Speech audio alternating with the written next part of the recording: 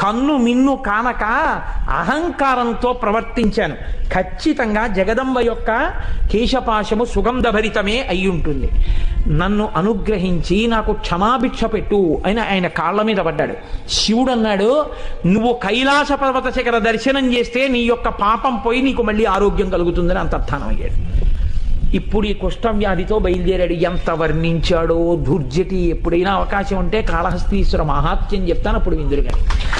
అప్పుడు మహానుభావుడు ఉత్తర భారతానికి నడిచి వెడుతూ కైలాసం కనపడక కుష్ఠవ్యాధి పెరిగి వేళ్ళు కాళ్ళు ఊడిపోతుంటే ఏడుస్తుంటే ఆనాడు సుబ్రహ్మణ్యుడు ప్రత్యక్షం అయ్యాడు ఒక చోట చెట్టు కింద.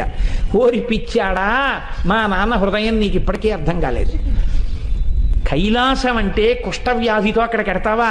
దక్షిణ కైలాసం కాళహస్తి. కాళహస్తి శిఖరం చూడమన్నాడు రామ నాన్నగారని చెప్పి కాళహస్తి శిఖరం చూపించాడు. వెంటనే కుష్ఠవ్యాధి పోయింది. అప్పుడు